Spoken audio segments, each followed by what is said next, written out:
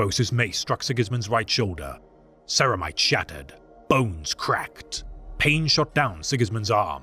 The force of the blow shunted him sidewise. He held his balance, switched his sword to just his left hand, and turned into a cut that sliced down into the Iron Hand's champion. Phos was not there. He was already turning, spinning his great mace low, to sweep Sigismund's legs from under him. He was fast, very fast. Sigismund jerked back, read the momentum of the mace, and slammed a foot out. The kick struck Phos's left shoulder. Impact shuddered through Sigismund. It was like stamping on a mountain. The Iron Hand barely rocked, but the blow had halted the whirl of his swing. He came back with the haft of the mace instead, slamming the section between his hands into Sigismund's face. Sigismund felt the bones of his left cheek and nose break. Fragments of color spun in his sight. The taste of iron filled his mouth and throat. Phos was a recoiling blur, like a great wave pulling from the shore before crashing back. "They will do more than try to defeat you," said Sejanus, the memory of his voice coming as Sigismund felt his sword rise to meet the falling storm. "They will try and break you." The mace struck. Pistons in Phos's frame accelerated the swing as it unfolded. Sigismund's sword met the blow. The mace slid down the blade and slammed into the crossguard. The power of the impact ran the tines back into Sigismund's hand with enough force to shatter his thumb and fingers. Phos pulled the mace back. Pistons hissed in his shoulders. Sigismund cut, felt the sword swerve from true in his broken fingers and deflect off Phos's pauldron. Sigismund yanked the sword away, gripping it with both hands. Phos's eyes glowed above the line of his still human mouth. He hit again, slamming with the crown of the mace to the grip of Sigismund's sword. The lump of iron smashed Sigismund's gauntlets into his fingers and crushed them into the sword's grip. Shards of ceramite tore open skin. Bone and cartilage split, deformed, sheared. The pain was bright and sudden, like the flare of a phosphor grenade. Sigismund did not let go of his sword. He shifted, instinct moving him aside from another blow aimed at his right leg. The mace hit his shin and spun him to one knee. He caught the fall in time to pull back from the mace, as Phos spun the momentum of the first blow into a second that came up and into his guts. Falling, broken ceramite, ringing in his ears. His left hand slipped from his sword as he regained his balance. Phos was stepping back, giving himself space to swing again. Sigismund rose and cut. Once, twice, 3 times. Blinks of razor steel, the sword a hiss of a single breath. He was going forwards, and fluid was venting from Phos's severed piston feeds, his arms locking as the tip of Sigismund's blade stopped dead between the Iron Hand's teeth.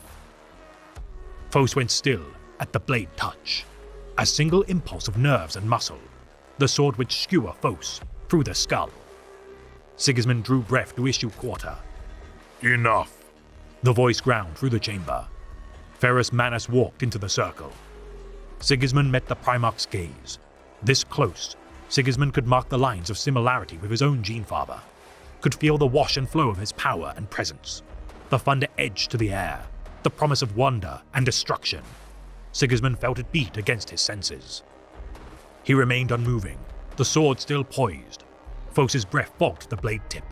Beads of blood were leaking from the cracks in Sigismund's gauntlets. "Lower your sword," said Ferrus Manus. Sigismund did not move. "Did you hear me?"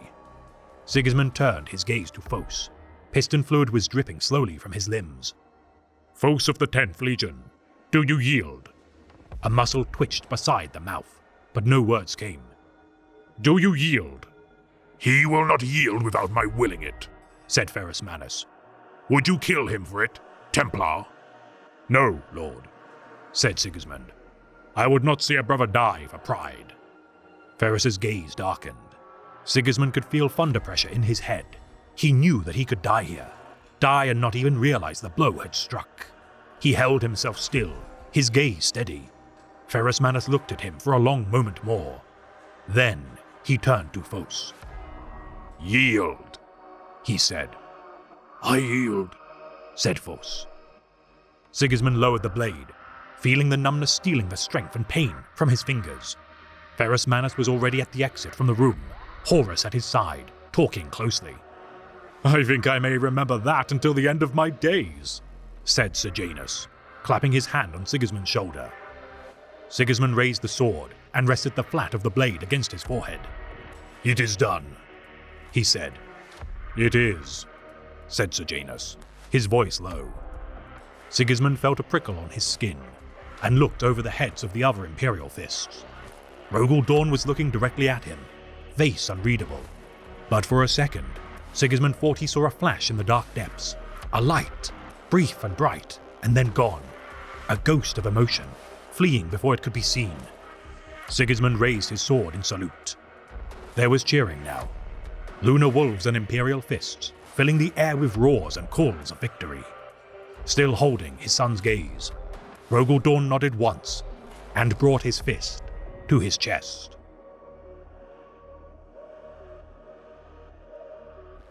Hastur Sejanus served as a captain of the Lunar Wolves Legion during the Great Crusade.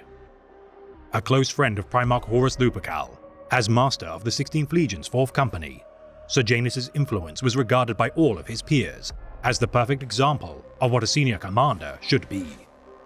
Beloved by his Genesire and his Mournival brethren, Ezekiel Abaddon, Little Horus Aximand, and Tarik Torgaddon, his pedigree not only as a warrior, but also a diplomat, earned him the adoration of the young Lunar Wolves' 10th captain, Garviel Loken. Fighting alongside the Blood Angels Legion during their subjugation of the Nephilim species of Melchior, his martial skill, though second to Abaddon, was legendary among the Sons of Sanguinius.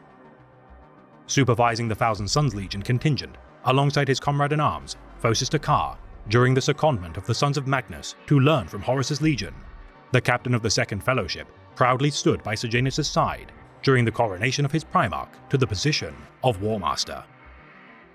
Commissioning the creation of a set of 4 silver rings from a revered silversmith assigned to the Vengeful Spirit, these symbols of brotherhood, which he wished to share with his Mournival kinsmen, was a testament to his kind and noble character.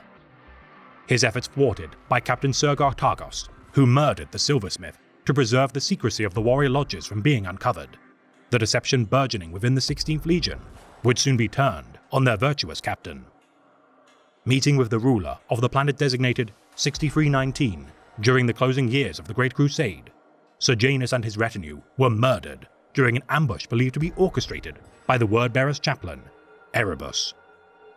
Ordering his murderers, the Invisibles, to be purged, whilst Horus grieved, he allowed for Hastur's position within his Mournival advisors to be filled by the promising scion, Garviel Loken, the burden of replacing such an imposing warrior weighing heavily on Loken's shoulders.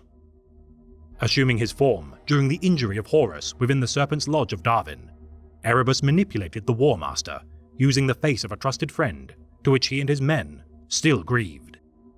The tragedy of this victim of heresy, largely forgotten by history, no grave marker nor roll of honor remains within Imperial records to mark the deeds of this Lunar Wolf exemplar.